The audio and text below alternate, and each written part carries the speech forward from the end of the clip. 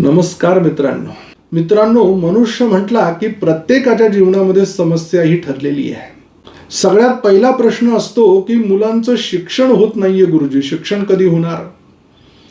शिक्षण अनेक अडथळे येत आहे. परिपूर्ण करतोय, अभ्यास करतोय, लक्षात राहत नाहीये, प्रयत्न करतोय, परिपूर्ण होत नाहीये. कशामुळे होतंय? काही अडचण आहे का? गुरुजी, मुलांचं शिक्षण खूप चांगलं झालंय, त्याला नोकरी लागत नाहीये. त्याच्यापेक्षा कमी शिकलेला, त्याच्यापेक्षा कमी ज्ञान असलेला मुलगा मोठ्या पदावरती आरूढ झालाय, त्याला नोकरी लागली आहे, परंतु याला अजून कुठल्याही प्रकारची नोकरी लागलेली नाही. गव्हर्नमेंट म्हणजे सरकारी नोकरी आहे की प्रायव्हेट जॉब आहे, कुठे याने काम करावं? गुरुजी, मुलाला खूप चांगली नोकरी लागली आहे, मुलीला खूप चांगली नोकरी लागली आहे, विवाहाचं वय होऊन गेलंय, लग्न होत नाहीये. नेमकी अडचण काय? पत्रिकेत मंगळ दोष आहे, पत्रिकेला कोणी दोष लावलेला आहे? नेमकं या प्रश्नांची उत्तर आम्हाला कुठे मिळू शकतील? गुरुजी, विवाह झालाय परंतु संतती होत नाहीये. 2 वर्ष झाले, 5 वर्ष झाले, 7 वर्ष झाले, अनेक डॉक्टरी इलाज केले, अनेक आध्यात्मिक इलाज केले, आम्ही संतान प्राप्त होत नाहीये. आमच्या नशिबात संतती प्राप्तीचा योग आहे का गुरुजी? गुरुजी, संतती झाली आहे, नोकरी आहे, विवाह झालाय, परंतु राहायला वास्तू नाहीये. माझ्या जीवनामध्ये सुखाचे क्षण आहे का? वास्तुयोग मला माझ्या जीवनात निर्माण करता येईल का? मला जागा घ्यायची आहे, मला शेती घ्यायची आहे, मला वाहन घ्यायचं आहे. मी जुनं वाहन घ्यावं की नवीन वाहन घ्यावं? मी जुनी वास्तू घ्यावी की नवीन वास्तू घ्यावी? अनेक प्रश्न गुरुजी, उत्तर मिळत नाहीये. याचबरोबर गुरुजी, मला विदेशात जायचं आहे, मी परदेशात व्यवसाय करावा की नोकरी करावी? की मी मायदेशी राहून व्यवसाय करावा की नोकरी करावी? प्रश्नांची उत्तरं मिळत नाही. गुरुजी, मी विजासाठी अप्लायकेशन केलेलं आहे, परदेशात मला जायचं आहे, तिकडच्या देशाचं नागरिकत्व मला मिळणार आहे का? तिकडच्या देशात राहण्यासाठी मला संमती मिळणार आहे का? असे अनेक प्रश्न आहेत. गुरुजी, मला अध्यात्मामध्ये नाव करायचंय, गुरुजी मला अनेक प्रकारच्या गोष्टी प्राप्त करून घ्यायच्या आहे. या सगळ्या प्रश्नांची उत्तरं आमच्या स्क्रीनवरती दिलेल्या नंबरवरती आमचे ज्योतिष एक्सपर्ट तुम्हाला योग्य पद्धतीनं देतील आणि तुम्ही तुमच्या जीवनामध्ये आनंद प्राप्त करून घ्याल. आज आपण 2026 या वर्षातील मार्च महिन्यामध्ये होणारं ग्रहांचं राशी परिवर्तन आणि या राशी परिवर्तनाचा वृश्चिक राशीच्या जातकांवरती होणारा परिणाम या विषयाची माहिती पाहणार आहोत. तत्पूर्वी एक महत्त्वाची सूचना, आपण जर आमच्या चॅनलला सबस्क्राईब केलं नसेल तर सबस्क्राईब करा, बेल आयकॉनचं बटन दाबा, व्हिडिओला लाईक करा, शेअर करा आणि कमेंट्स करायला विसरू नका.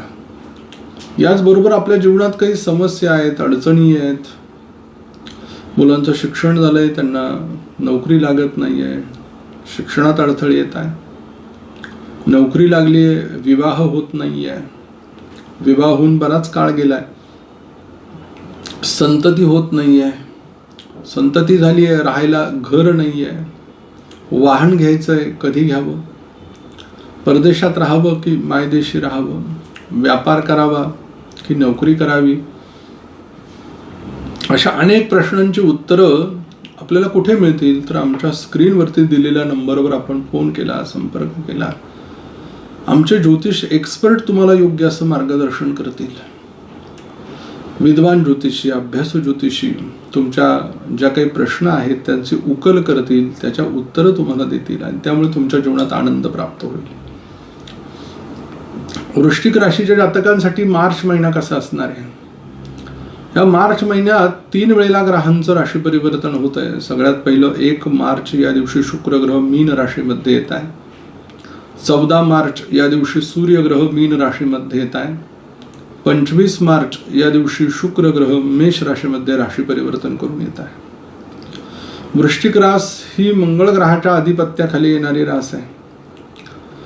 मग लग्नेश मंगळ तसं पाहायला गेलं तर हा नैसर्गिक पापग्रह आहे. तो चतुर्थामध्ये कुंभ राशीमध्ये येऊन विराजमान झालेला आहे. लग्नेश असल्यामुळे वृश्चिक लग्नाला तो लाभदायक आहे आणि तो केंद्रात आहे. तिथे राहू आहे, तिथे बुध ग्रह आहे. एकंदरीत विचार करता परिवारामध्ये विशेष करून आई वडिलांशी वादाच्या काही भूमिका स्पष्ट होऊ शकतात. जो न काही उकरून एखादा विषय काढून वाद होतील तर त्यापासून थोडंसं तुम्ही दूर राहिलं पाहिजे. मग घरातील शेती वाडीच्या संदर्भात ते वाद असतील, आज न उद्या ते मिटतील, परंतु आई वडिलांना दुःखी करून मिळालेली संपत्ती ही काही चांगली नाहीये, हे लक्षात ठेवा.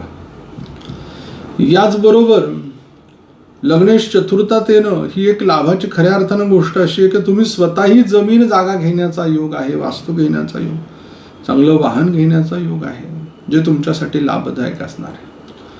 द्वितीय स्थानाला धनस्थान म्हटलं गेलेलं आहे. कुटुंब वाणी नेत्राचं स्थान आहे. या स्थानाचा स्वामी गुरु ग्रह हा अष्टमात गेलेला आहे. वृश्चिक राशीच्या जातकांसाठी एक गोष्ट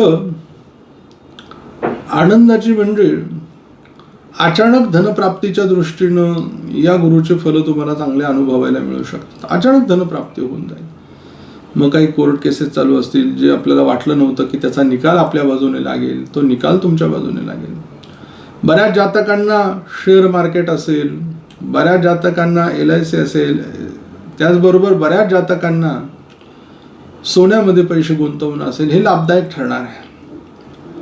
तृतीय स्थानाला पराक्रमाचं, शौर्याचं, तेजाचं स्थान म्हणतात. या स्थानाचा स्वामी शनी ग्रह हा पंचमामध्ये विराजमान झालेला आहे. आता तृतीयेश पंचमामध्ये म्हणजे तृतीयेशाच्या तृतीयात, म्हणजे तसं पाहायला गेलं तर पंचम स्थानाच्या दृष्टीने विचार केला, एखादा काही व्यवसाय जर आपण सुरू केला तर सहज तुम्ही तो परिपूर्ण करू शकता. त्यातल्या अडीअडचणी अडथळे कमी होताना दिसत आहे मला. थोडी इष्टदेवतेची साथ तुम्हाला त्यामध्ये लाभणार आहे. मध्येच आपण काही दैवी अनुष्ठान, पूजा पाठ, जप तप करत असाल तर ते बंद करू नका, तुम्ही चालू राहू द्या. चतुर्थ स्थानाला सुखस्थान म्हटलंय. याही स्थानाचा स्वामी शनी ग्रह पंचमात आलेला आहे. आणि विशेष म्हणजे या स्थानात मंगळ ग्रह लग्नेश असल्या कारणानं सुखांमधले जे अडथळे आहेत हे दूर होत आहे. फक्त घरातल्या सगळ्यांना समजून उमजून घेता आलं पाहिजे, सगळ्यांशी प्रेमानं वागता आलं पाहिजे. ही गोष्ट तुम्हाला विचाराधीन लक्षात ठेवावी लागणार आहे. पंचम स्थानामध्ये मीन राशी आहे. स्वामी गुरु ग्रह हा अष्टमात गेलेला आहे. बघा, धनेश पण तो आहे, पंचमेश पण तो आहे. अचानक अकल्पित धनलाभाचा योग हा आहे वृश्चिक राशीच्या जातकांना. याचबरोबर पूर्वी कोणाला उसने दिलेले पैसे परत मिळण्याचा योग आहे. फक्त ज्या जातकांना संततीसाठी चान्स घ्यायचा आहे त्यांनी या महिन्यामध्ये शक्यतो तो टाळावा. कारण की आपण जर घेतोच आहोत चान्स संततीसाठी तर आपल्या ग्रहांची स्थितीही तेवढी अनुकूल आणि चांगली असावी. डॉक्टरी इलाजामध्ये जास्त पैसे खर्च होतील आपले. त्याचबरोबर केलेली दैवी साधना ही चर्चा केल्यामुळे व्यर्थ वाया जाण्याचा योग आहे. मुलांच्या शिक्षणाच्या दृष्टीने म्हणाल तर ते बाहेर देशात शिक्षणाला जातील किंवा अन्यतम ठिकाणी ऍडमिशन घेतील आणि त्यांच्या शिक्षणामध्ये त्यांना एज्युकेशन लोन जे पाहिजे होतं ते मिळण्याच्या दृष्टीने मार्ग खुले होतील. षष्ठ स्थानाला रिपुरोगस्थान म्हटलं गेलेलं आहे. या स्थानाचा स्वामी मंगळ ग्रह हा चतुर्थात आहे. आणि इथे शुक्र ग्रह आल्या कारणानं ऑफिसमध्येच आपल्या एखाद्या व्यक्तीबरोबर प्रेम होण्याचा योग, मातुल घराण्यातील व्यक्तीबरोबर प्रेम जमण्याचा योग हाही इथे दाखवतोय. नवे सप्तमेश शुक्र हा षष्ठात आल्या कारणानं पार्टनर जो काही आपण शोधत होतो तो आपल्या अवतीभोवतीच होता, याची जाणीव तुम्हाला या महिन्यामध्ये होणार आहे. त्याचबरोबर ज्या ठिकाणी आपण जॉब नोकरी करत आहात तिथे तुमच्या पदामध्ये, तुमच्या प्रतिष्ठेमध्ये वाढ होताना दिसते आहे. तुमच्यावर कामाची जबाबदारी इथे दिली जाते कारण की तुम्ही विश्वासाला पात्र आहात म्हणून. तिचा लाभ तुम्हाला करून घ्यायचा आहे. कोणाबरोबर पार्टनरशिपमध्ये व्यवसाय करावा का, तर हो, करायला हरकत नाही आहे, तर चांगलं आहे तुमच्यासाठी. ज्यांचे विवाह अडचणीत असतील, अडथळे येत असतील, ते अडथळे दूर होत आहे. अष्टमाला मृत्यू स्थान म्हटलं, या स्थानाचा स्वामी बुध ग्रह चतुर्थात गेलेला आहे. अष्टमेश चतुर्थात येणं म्हणजे आईच्या प्रकृतीची काळजी घ्यायला लावणं. मिळालेली जी धन संपत्ती आहे, जमीन जागेच्या संदर्भात अचानक तुम्हाला मिळू शकते, त्याचा निकाल तुमच्या बाजूने लावू शकतो, ते पैसे तुमच्याकडे येऊ शकतात. फक्त बुडीताचं काही धन संपत्ती आपल्याला मिळाली असेल तर ते यथाशक्ती कुठेतरी अन्नशाळा असेल, धर्मशाळा असेल, वृद्धाश्रम असेल, तिथे थोड्याफार प्रमाणात आपण दान केलं पाहिजे. अन्नासाठी आणि पाण्यासाठी या पृथ्वीवरती दोन सगळ्यात श्रेष्ठ दान, जलम अन्नम, जल आणि अन्न. भाग्य तुमच्या बरोबर आहे, भाग्याची साथ तुम्हाला या महिन्यात उत्तम लाभते. दशम स्थानामध्ये सिंह राशी आहे. स्वामी सूर्यग्रह हा 14 मार्च या दिवशी मीन राशीत येतोय. तोपर्यंत तो चतुर्थात आहे. आणि विशेष म्हणजे चतुर्थातनं दशम स्थानावरती दशमेशाची दृष्टी विराजमान होते. राजकीय क्षेत्रामध्ये मोठं पद, मोठी जबाबदारी प्राप्त होणं, एक आयुष्याची नवीन इनिंग सुरू होणं, आयुष्याची एक नवीन सुरुवात सुरू होणं, मागे काय अडचणीने अपयशाने थकून गेलो याचा विचार शक्यतो दूर करणं आणि नवीन कार्यभाग हातात घेऊन पुढे जाणं. मग एखाद्या कंपनीचं CEO होणं, एखाद्या ट्रस्टचा अध्यक्ष होणं, सरकारी गव्हर्नमेंटसाठी जॉबचा प्रयत्न करत होतो तो परिपूर्ण होणं. एकादश स्थानात कन्या राशी आहे. स्वामी बुध ग्रह हा चतुर्थामध्ये आलेला आहे.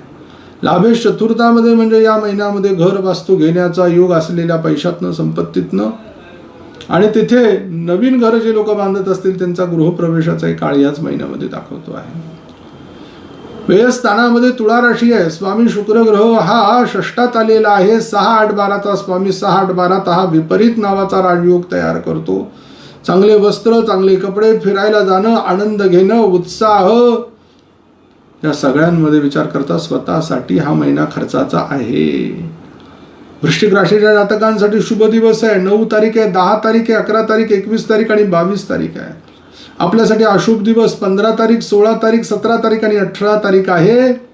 आपल्यासाठी शुभ अंक 4 आहे. शुभ रंग जांभळा आहे. एक मंत्र देतो, त्यानं पत्रिकेतील अशुभत्व कमी होईल आणि शुभत्व प्राप्त होईल. मंत्र आहे ओम मेधायै नमः. लवकर भेटू आपण पुढील व्हिडिओमध्ये. तोपर्यंत सर्व प्रेक्षकांना